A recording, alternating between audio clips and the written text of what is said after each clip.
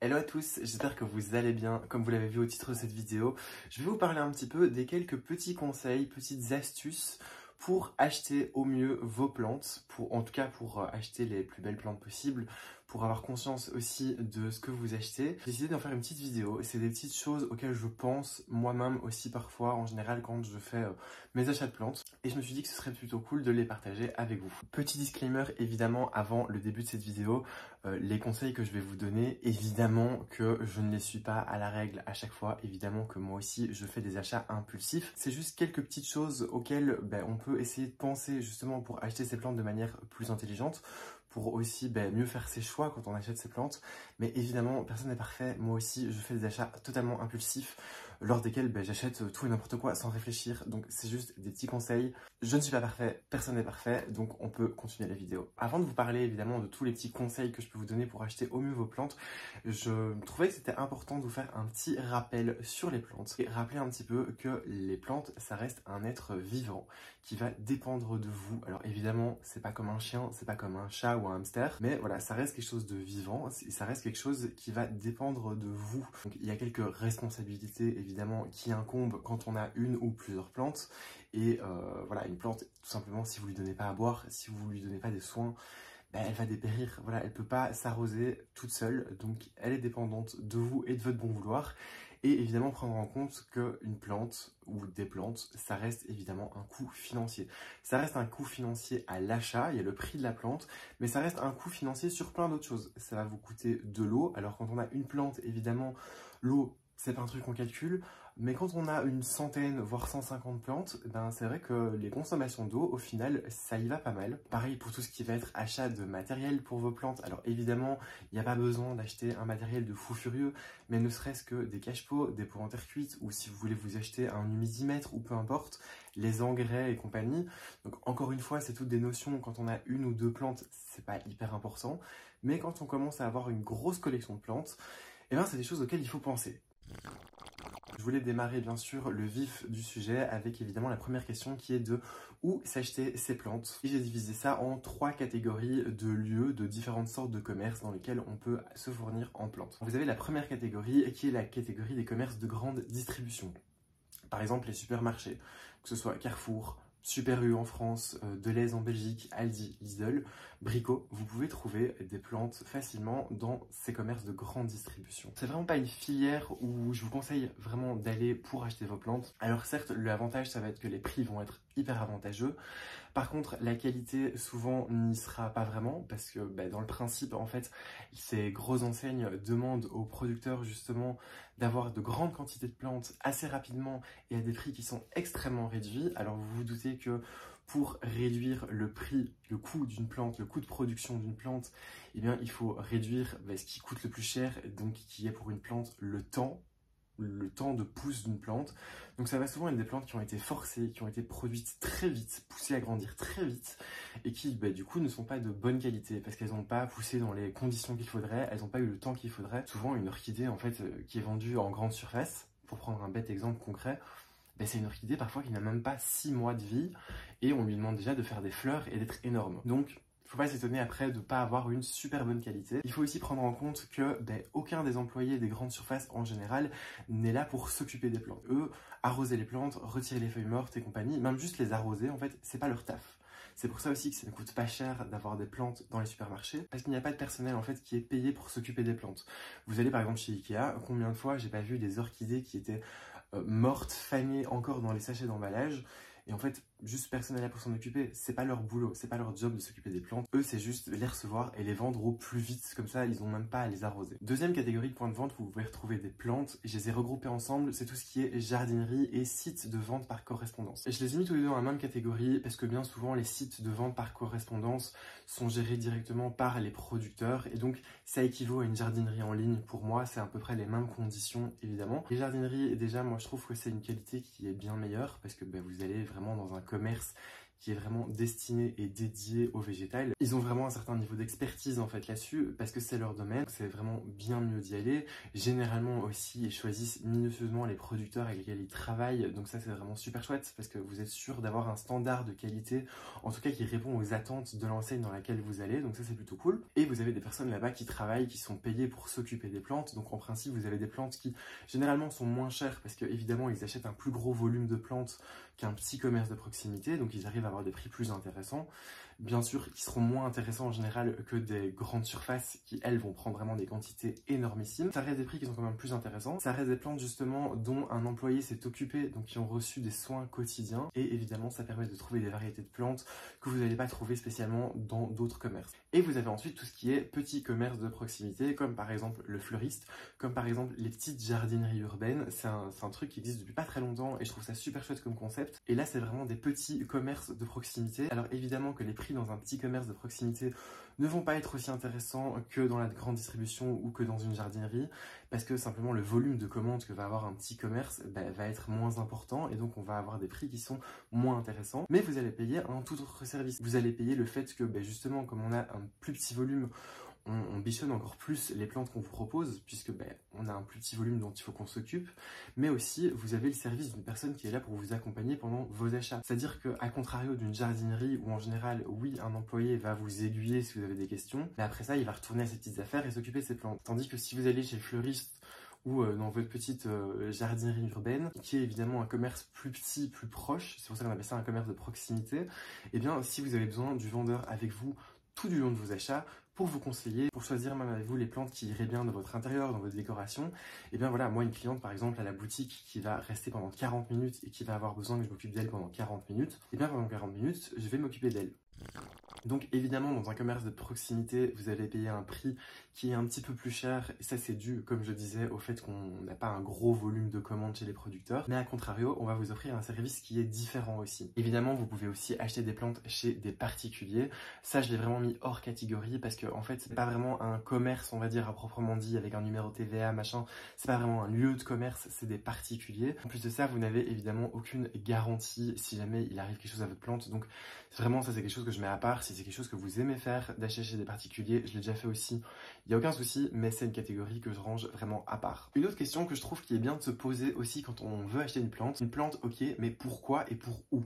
Je m'explique. J'invente, une personne a vu justement sur Pinterest une décoration d'un bureau avec des orchidées dans le bureau et elle trouve ça trop joli. Mais dans son bureau, il n'y a aucune fenêtre et il fait très sombre. Ben, les orchidées, c'est mort. Et souvent, cette personne-là va acheter justement des plantes, va acheter une orchidée, va la mettre dans son bureau et ne va jamais comprendre pourquoi à chaque fois elle meurt.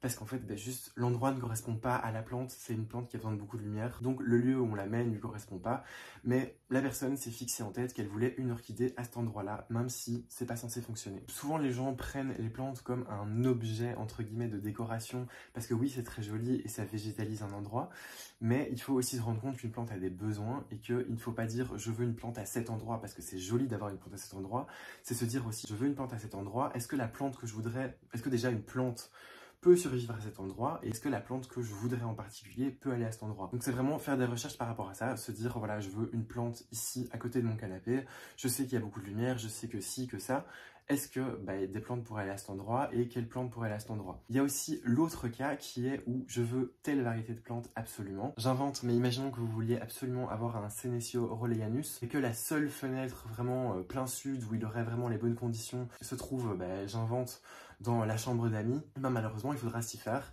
C'est le seul endroit où cette plante pourra aller. Donc si vraiment vous voulez cette plante-là, regardez vraiment quels sont ses besoins pour justement savoir où la placer au mieux. Ce qui m'amène au point suivant qui est justement quand on veut avoir une nouvelle plante, c'est de faire des recherches justement sur cette plante. Si vous connaissez la variété de la plante qui vous intéresse, et bien faites un maximum de recherches dessus. On est à l'ère justement où Internet explose de tous les côtés. C'est tellement facile d'avoir plein d'informations. Avant, il fallait aller vraiment à la bibliothèque pour aller chercher des infos. Maintenant, on n'a même plus besoin de bouger de chez soi. Il suffit d'aller sur Internet pour regarder. Il y a plein de pages super et de magazines aussi sur Internet qui parlent de plantes, qui peuvent vous apprendre plein de choses. Évidemment, il y a les chaînes YouTube de Plant Addict. Vraiment, je trouve que c'est un outil qui est génial. YouTube, pour ça, quand vous voulez apprendre quelque chose, que ce soit une activité manuelle ou même quelque chose d'intellectuel, c'est juste une mine d'or. Parce que le petit plus en fait par rapport à une page internet où vous avez appris des informations factuelles sur une plante.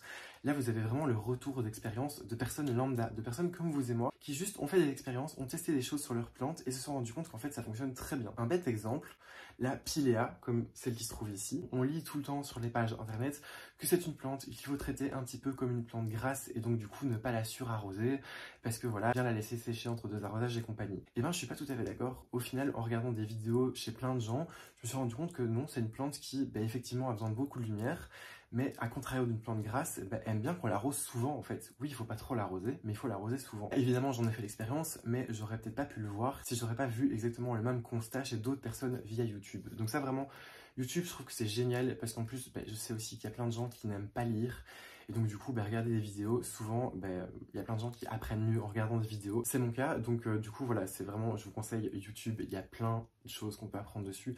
Il y a plein de chaînes sur les plantes, donc peu importe la variété de plantes que vous aimez bien, vous arriverez toujours à trouver les vidéos sur YouTube, même si elles sont en anglais, en plus souvent maintenant vous avez les sous-titres en français. Évidemment aussi, demandez à des professionnels, si vous avez un fleuriste, si vous avez un pépiniériste ou même des amis qui se connaissent bien en botanique, leur demander tout simplement. Vous pouvez très bien, et ça m'arrive très souvent, d'avoir des clients en fait qui viennent dans ma boutique, qui sont très intéressés par une plante, supposons une calathea, et qui vont me poser plein de questions justement par rapport à la variété de plante, et qui vont pas spécialement l'acheter en fait le jour même, qui sont juste venus pour me poser des questions, pour voir si par rapport à chez eux ça irait. Allez en boutique, poser des questions. Si jamais vous voulez avoir l'avis d'une personne dont c'est la profession, n'hésitez pas à poser toutes vos questions, que ce soit encore une fois votre pépiniériste ou votre fleuriste. Un autre point je trouve qui est super important à prendre en compte quand on veut acheter une plante, quels sont mes projets avec ma plante. Alors, je m'explique. Vous avez fait toutes vos petites recherches sur votre plante, vous savez du coup quels sont ses besoins, vous savez aussi à quoi elle est susceptible de ressembler en grandissant.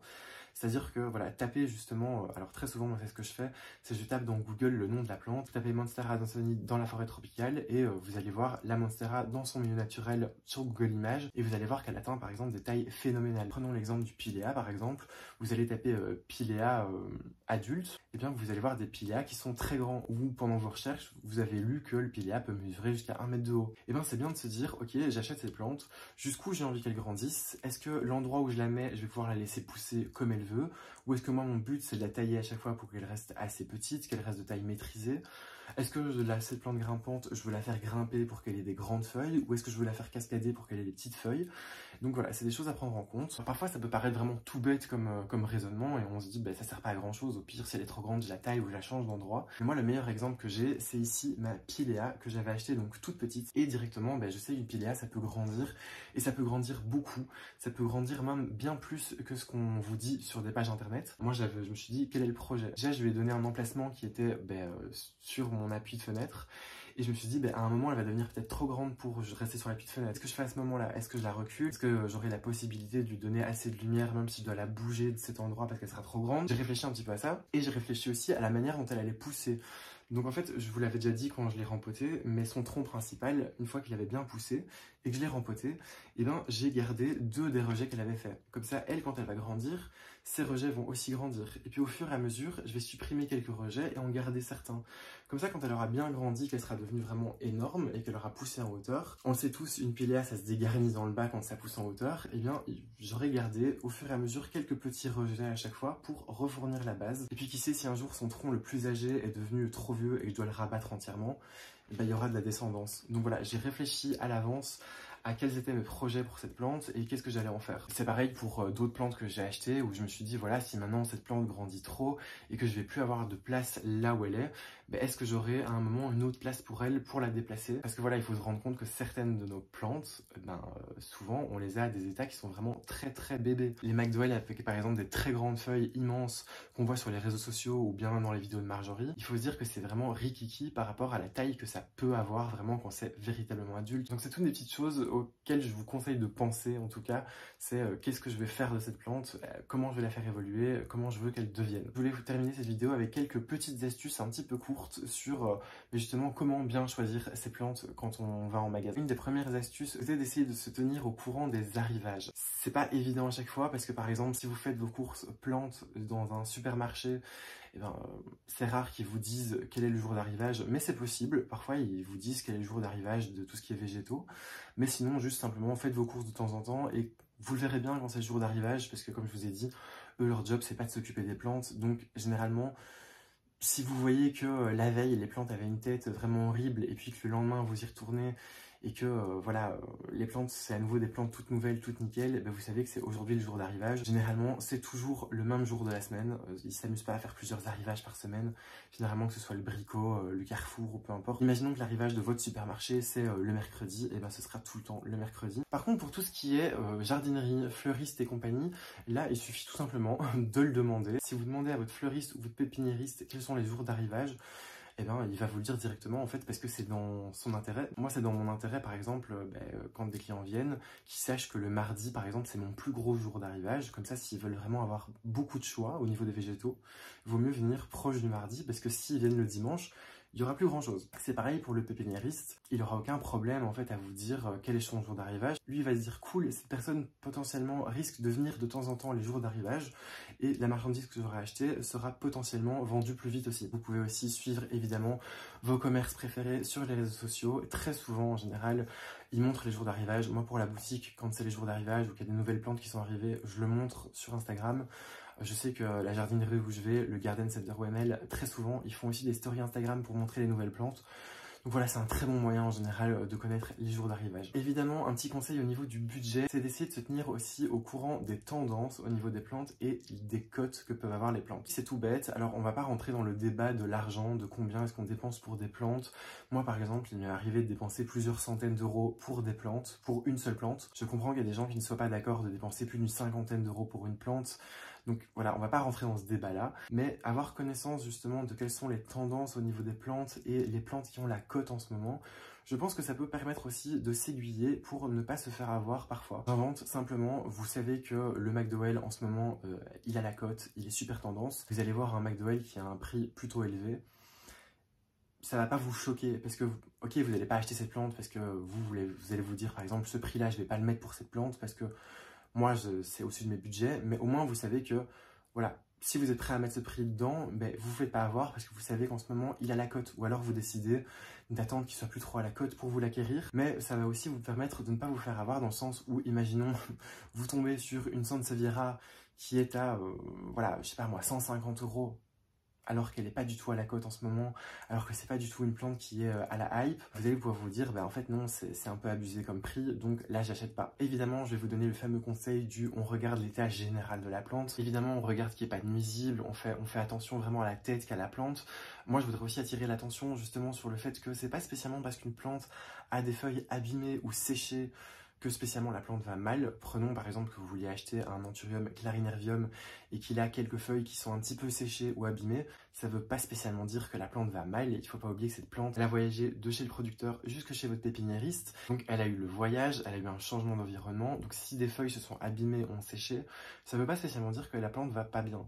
Moi, à partir du moment où elle n'a pas de nuisibles, où elle n'a pas de feuilles mollassonnes parce que justement ça pourrait être signe d'un pourrissement des racines ou justement d'une attaque de nuisibles, bah, si c'est juste des feuilles abîmées, bah, c'est pas très grave en fait. Une autre petite chose par contre à laquelle on ne fait pas spécialement attention quand on dit de regarder à l'état général de la plante, c'est d'essayer de regarder quel est son substrat, dans quel substrat elle vous est proposée. En général, si vous avez envie d'une variété de plantes en particulier et que vous avez fait vos recherches sur cette plante, vous savez quel substrat, vous avez vu quel substrat elle a besoin, donc vous pouvez vous faire une idée de si le substrat dans lequel elle est proposée est le bon ou pas. Pourquoi je vous dis ça? Parce que très souvent, moi, chez mes fournisseurs, il m'est arrivé, par exemple, de tomber sur des cactus qui étaient proposés à la vente dans des mélanges de tourbe de coco et fibres de coco, qui retiennent, je trouve, beaucoup trop l'eau pour des cactus. Et donc, moi j'y fais attention, je les achète pas, parce que je sais que si je les prends, je prends le risque de les faire pourrir parce qu'elles sont pas dans le bon substrat. Et bien c'est pareil en fait, et c'est pas la faute du pépiniériste par exemple ou du fleuriste, s'il vous propose parfois des plantes qui sont pas dans le bon substrat, c'est pas lui qui a fait pousser les plantes, il les a juste achetées à un producteur.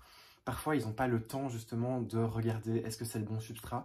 Parfois, ils font confiance et donc, voilà, ils ont fait confiance et ils ont perçu quelque chose qui convenait. Donc, faut pas spécialement en prendre au pépiniériste ou au fleuriste, mais vous regardez justement si c'est le bon substrat, si vous êtes au courant du substrat que la plante a besoin, est-ce que c'est un substrat qui lui convient. Alors maintenant, soit vous décidez de pas l'acheter parce que vous vous dites que c'est pas ouf, ou soit vous vous dites je prends le risque et je la rempote en rentrant parce que j'ai de quoi lui donner un bon substrat. Le tout dernier conseil que je vous donnerais, c'est de choisir sa plante en fonction de son potentiel. Ça rejoint un petit peu ce dont je vous parlais juste avant, qui est quel projet je vais avoir pour la plante. Cet exemple, ça va être hyper parlant, mais ici par exemple, mon philodendron mamei, quand je suis allée à la jardinerie, il y en avait deux. Il y en avait un qui était bien plus beau, bien plus gros, avec des feuilles bien plus belles. En plus de ça, il me semble qu'il avait un pied en plus. Mais justement, je ne l'ai pas pris. J'ai préféré prendre celui-ci qui était plus petit, qui avait des feuilles plus petites, qui était moins joli entre guillemets. Mais parce que, voilà, vous voyez où il est sur une commode contre un mur. Et donc, l'autre était fourni de tous les côtés. C'était vraiment une grosse touffe. Et celui-ci, en fait, toutes ces feuilles partaient dans un seul sens. Et donc, pour le projet que j'en avais qui était de le mettre là, et ben il avait le meilleur potentiel, donc j'ai préféré prendre celui-ci, malgré que en soi ça aurait été une meilleure affaire de prendre l'autre qui était beaucoup plus gros, beaucoup plus fourni, mais ça aurait été bête parce qu'en fait j'aurais pas pu le mettre à l'endroit où je voulais, où j'avais prévu de le mettre. Voilà, j'espère que cette petite vidéo informative sur mes quelques conseils pour acheter une plante vous aura plu. Je me doute que certains d'entre vous connaîtront déjà la plupart de ces conseils, mais j'espère en tout cas pour les autres que ça vous aura plu et que ça pourra vous servir pour la suite. En attendant, comme toujours, si la vidéo vous a plu, je vous invite à mettre un petit pouce en l'air, à vous abonner si ce n'est pas déjà fait, et je vous dis à dimanche pour le weekly vlog de la semaine.